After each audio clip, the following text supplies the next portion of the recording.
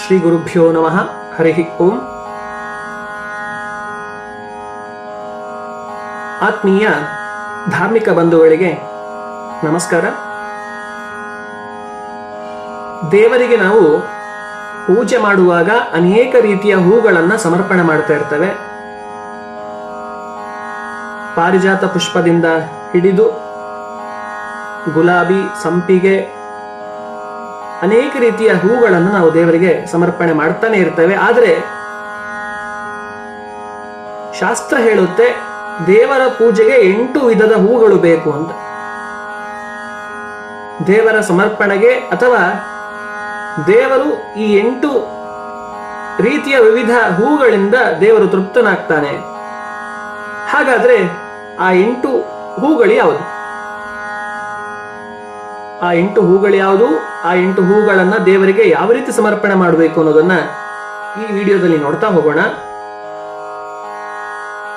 ಅಹಿಂಸಾ ಪ್ರಥಮಂ ಪುಷ್ಪಂ ಪುಷ್ಪಮಿಂದ್ರಿಯ ನಿಗ್ರಹ, ಸರ್ವಭೂತ ದಯಾ ಪುಷ್ಪಂ ಸತ್ಯ ಪುಷ್ಪಂ ವಿಶೇಷತಃ, ಜ್ಞಾನ ಪುಷ್ಪಂ ತಪಃ ಪುಷ್ಪಂ ಕ್ರಿಯಾ ಪುಷ್ಪಂ ತಥೈವ ಚ, ಧ್ಯಾನಂ ಚೈವಾಷ್ಟಮಂ ಪುಷ್ಪಂ ಏಭಿಸ್ತುಷ್ಯತಿ ಕೇಶವಃ. ಏಭಿಃ ತುಷ್ಯತಿ ಕೇಶವಃ. ಇಂಥ ಹೂಗಳಿಂದ ಕೇಶವಃ ತುಷ್ಯತಿ, ದೇವರು ಸಂತುಷ್ಟನಾಗ್ತಾನೆ. ಯಾವುದು ಆ 8 ಹೂಗಳು? ಅಹಿಂಸಾ ಪ್ರಥಮಂ ಪುಷ್ಪಂ. ದೇವರಿಗೆ ಸಾಮಾನ್ಯವಾದ ಪುಷ್ಪಗಳು ಬೇಕಿಲ್ಲ. ದೇವರಿಗೆ ಶ್ರೇಷ್ಠವಾದ ಪುಷ್ಪಗಳೇ ಬೇಕು. ಹಾಗಾದ್ರೆ ಆ ಶ್ರೇಷ್ಠವಾದ ಪುಷ್ಪಗಳು ಯಾವುದು ಅಂದ್ರೆ ಮೊದಲಿಗೆ ಬರ್ತಕ್ಕಂಥದ್ದು ಅಹಿಂಸಾ ಪ್ರಥಮಂ ಪುಷ್ಪಂ. ಅಹಿಂಸಾ ಪರಮೋ ಧರ್ಮ ಅಂತ ನಾವು ಗೀತೆಯಲ್ಲೆಲ್ಲ ಕೇಳಿದ್ದೇವೆ.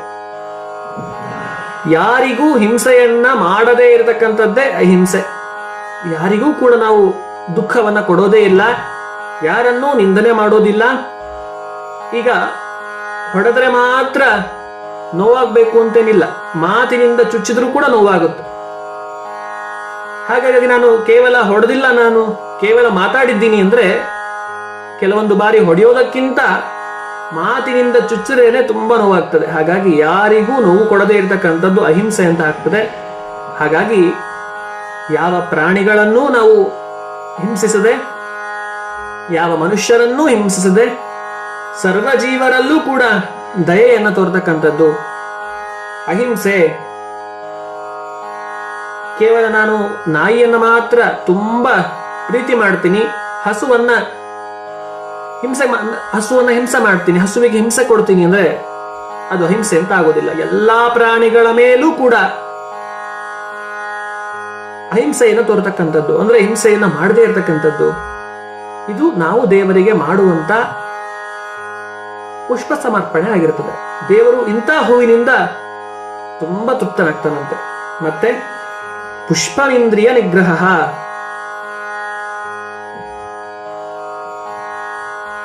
ನಮ್ಮ ಇಂದ್ರಿಯಗಳ ನಿಗ್ರಹ.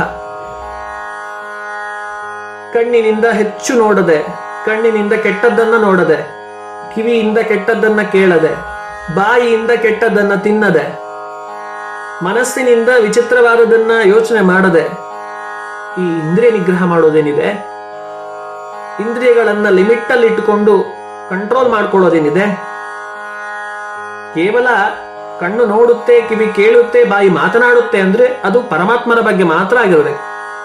ಪರಮಾತ್ಮನ ವಿಚಾರಗಳ ಶ್ರವಣ ಮಾತ್ರ ಆಗಿರಬೇಕು.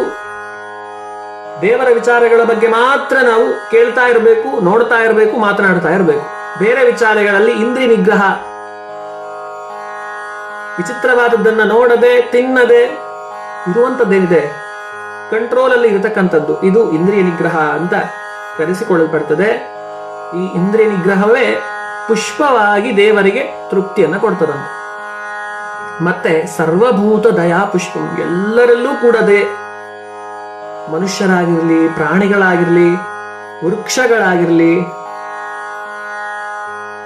ಪ್ರತಿಯೊಬ್ಬರ ಮೇಲೂ ಪ್ರೀತಿ ಇರಬೇಕು, ಯಾರನ್ನೂ ದ್ವೇಷಿಸಬಾರದು, ಎಲ್ಲರ ಮೇಲೂ ಕರುಣೆ ಇರಬೇಕು. ನನಗೆ ಬೇಕಾದವರಲ್ಲಿ ಮಾತ್ರ ಪ್ರೀತಿಯನ್ನು ತೋರ್ತೀನಿ, ಉಳಿದವರ ಮೇಲೆ ನಾನು ದ್ವೇಷ ಮಾಡ್ತೀನಿ, ಅಸೂಯೆ ಮಾಡ್ತೀನಿ, ಅಹಂಕಾರ ತೋರಿಸ್ತೀನಿ ಅಂತಂದ್ರೆ ಅದು ತುಂಬಾ ಕೆಟ್ಟದ್ದಾಗ್ತದೆ. ನಮ್ಮಲ್ಲಿರ್ತಕ್ಕಂಥ ಅಜ್ಞಾನವನ್ನ ಇನ್ನೂ ಹೆಚ್ಚು ವೃದ್ಧಿ ಮಾಡ್ತದದು. ಸಕಲ ಪ್ರಾಣಿಗಳಲ್ಲೂ ಕೂಡ ದಯೆಯನ್ನು ತೋರ್ಬೇಕು. ದಯ ಇರಲಯ್ಯ ಸಕಲ ಜೀವನ ಮೇಲೆ, ಸಕಲ ಭೂತಗಳ ಮೇಲೆ. ಭೂತ ಶಬ್ದದಿಂದ ಸಕಲ ಜೀವರು ಅಂತ ಅರ್ಥ. ಎಲ್ಲರ ಮೇಲೂ ಕೂಡ ನಾನು ದಯೆಯನ್ನು ತೋರಲೇಬೇಕಿದು. ನಾನು ದಯೆಯನ್ನು ತೋರಲಿಲ್ಲ ಅಂದ್ರೆ ದೇವರು ನನ್ನ ಮೇಲೆ ದಯೆ ತೋರೋದಿಲ್ಲ. ನಾನು ದಯೆ ತೋರಿದರೆ ಮಾತ್ರ ನನಗೂ ಆ ಪರಮಾತ್ಮನ ಕಾರುಣ್ಯ ಹೆಚ್ಚು ಸಿಗ್ತದೆ. ಹಾಗಾಗಿ ಸರ್ವಭೂತ ದಯಾ ಪುಷ್ಪಂ, ಎಲ್ಲರ ಮೇಲೂ ನಾನು ದಯೆಯನ್ನು ತೋರಬೇಕು. ಯಾರನ್ನೂ ದ್ವೇಷಿಸ್ಲಿಕ್ಕಿಲ್ಲ, ಅದರ ಅಧಿಕಾರವೂ ನನಗಿಲ್ಲ.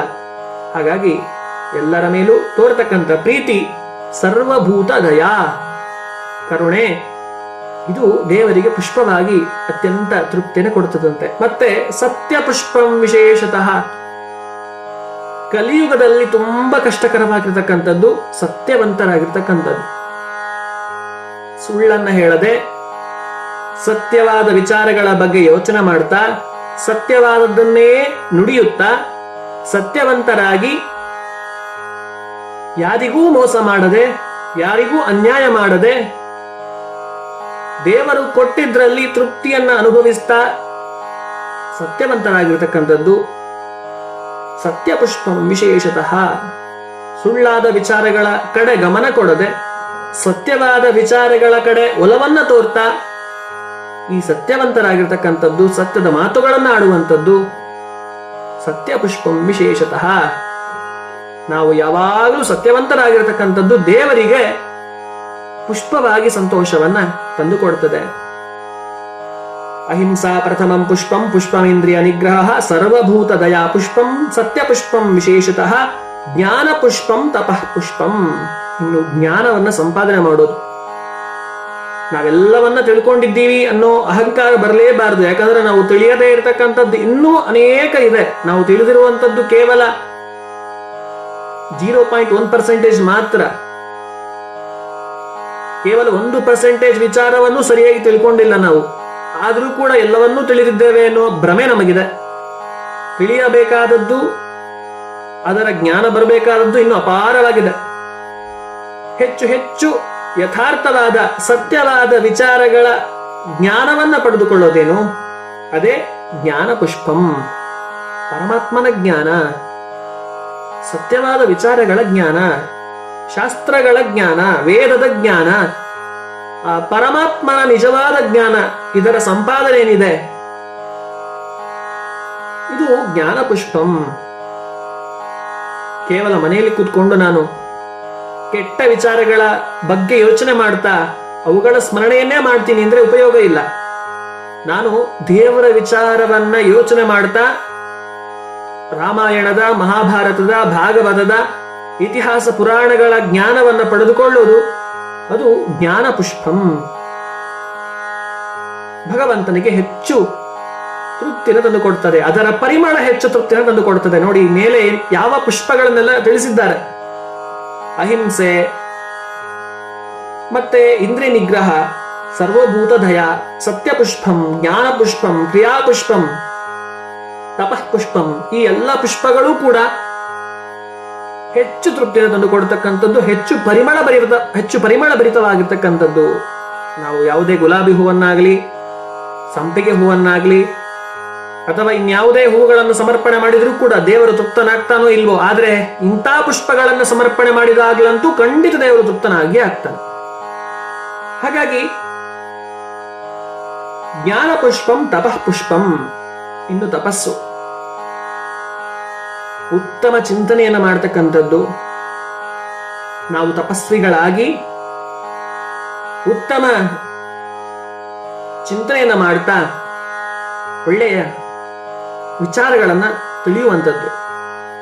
ಉತ್ತಮ ಚಿಂತನೆ, ಕೇವಲ ನಾನು ಕೆಟ್ಟದನ್ನೇ ಯೋಚನೆ ಮಾಡ್ತಾ ಕೂತ್ಕೊಳ್ತೀನಿ ಅಂದಾಗ ನನ್ನ ಮನಸ್ಸು ಹಾಳಾಗ್ತದೆ. ಮನಸ್ಸು ಹಾಳಾಗಿ ನಾನು ವಿಪರೀತವಾದ ಕೆಲಸಗಳನ್ನ ನಾನು ಮಾಡ್ಲಿಕ್ಕೆ ಆರಂಭ ಮಾಡ್ತೇನೆ. ಅದೇ ನಾನು ಉತ್ತಮ ಚಿಂತನೆಗಳನ್ನ ಮಾಡ್ತಾ ಹೋಗ್ಬೇಕು. ಉತ್ತಮ ಚಿಂತನೆಗಳು ಅಂದ್ರೆ ಕೃಷ್ಣ ಹೇಳಿರ್ತಕ್ಕಂಥ ಸಂದೇಶಗಳು, ರಾಮ ಕೊಟ್ಟಿರ್ತಕ್ಕಂಥ ಮಾನವೀಯ ಮೌಲ್ಯತೆಗಳು. ಇಂಥ ಅನೇಕ ಉತ್ತಮ ಚಿಂತನೆಗಳನ್ನ ಮಾಡ್ತಾ ದೇವರಿಗೆ ಸಮರ್ಪಣೆ ಮಾಡೋದೇನಿದೆ ಅದು ತಪಃ ಪುಷ್ಪಂ. ಕ್ರಿಯಾಪುಷ್ಪಂ ತಥೈವ ಚ. ಕೇವಲ ನಮ್ಮ ಬಾಯಿ ಮಾತ್ರ ಚೆನ್ನಾಗಿದ್ರೆ ಸಾಕಾಗುವುದಿಲ್ಲ, ನಮ್ಮ ಕೈಕಾಲುಗಳು ಕೂಡ ಚೆನ್ನಾಗಿರಬೇಕು, ನಾವು ಮಾಡುವಂತ ಕೆಲಸಗಳೂ ಕೂಡ ಚೆನ್ನಾಗಿರಬೇಕು. ಕ್ರಿಯಾಪುಷ್ಪಂ ತಥೈವ ಚ. ನಾನು ಕೇವಲ ಬಾಯಿಯಿಂದ ಮಾತನಾಡ್ತೇನೆ, ಆದ್ರೆ ಕೈಯಿಂದ ಮಾಡೋದಿಲ್ಲ ಅಂದ್ರೆ, ನಾನು ದಾನ ಮಾಡಬೇಕು, ಧರ್ಮ ಮಾಡಬೇಕು ಅಂತ ಹೇಳಿ ನನ್ನ ಕೈಯಿಂದ ಒಬ್ಬರಿಗೂ ಒಂದು 10 ರೂಪಾಯಿಯನ್ನು ದಾನ ಮಾಡದೇ ಇದ್ರೆ ನಾನು ಕೇವಲ ಮೂರ್ಖ ಅಂತ ಮಾತ್ರ ಆಗ್ತೀನಿ. ಕೇವಲ ಹೇಳೋದಷ್ಟು ಮಾತ್ರ ಅಲ್ಲದೆ ಅದನ್ನು ಮಾಡ್ತಾನೂ ಹೋಗಬೇಕು, ಅನುಷ್ಠಾನಕ್ಕೂ ತಂದ್ಕೊಳ್ಬೇಕು, ಒಳ್ಳೆಯ ಕೆಲಸಗಳನ್ನ ಮಾಡಬೇಕು, ದೇವರ ಪೂಜೆಯನ್ನ ಮಾಡ್ತಾ ಹೋಗಬೇಕು. ದೇವರ ಪೂಜೆಯನ್ನ ಮಾಡಿ ಯಾರೆಲ್ಲ ಆಸ್ತಿಕ ಬಂಧುಗಳು ಅಂತ ಇದ್ದಾರೋ, ಸತ್ಯವಂತರಾಗಿದ್ದಾರೋ, ದೇವರ ವಿಚಾರಗಳನ್ನ ಮಾಡ್ತಾ ಇದ್ದಾರೋ ಅಂತವರಿಗೆ ಯಥಾಶಕ್ತಿ ಅನುಕೂಲವನ್ನ, ಉಪಕಾರವನ್ನ, ದಾನ ಧರ್ಮಾದಿಗಳನ್ನ ಮಾಡ್ತಾ ಹೋಗಬೇಕು. ಸಜ್ಜನ ಕಾರ್ಯಗಳಿಗೆ ನಾವು ಕೂಡ ಸಹಾಯ ಮಾಡ್ತಾ ಹೋಗ್ಬೇಕು. ಸಜ್ಜನರೇನೆಲ್ಲ ಸೇರಿ ಮಾಡ್ತಾ ಇದ್ದಾರೋ ಅಂತದ್ದಕ್ಕೆ ನಾವು ಸಹಕಾರವನ್ನ ಮಾಡಬೇಕು. ಅದು ನಿಜವಾದ ಸತ್ಕ್ರಿಯೆ ಅಂತ ಆಗ್ತದೆ. ಅಂತ ಸತ್ಕ್ರಿಯೆಯನ್ನ ಮಾಡ್ತಕ್ಕಂಥದ್ದು ಕ್ರಿಯಾಪುಷ್ಪಂ. ಅದು ಒಂದು ಪುಷ್ಪವಾಗಿ ದೇವರಿಗೆ ಅತ್ಯಂತ ತೃಪ್ತಿಯನ್ನು ತಂದುಕೊಡ್ತದಂತೆ. ಇನ್ನು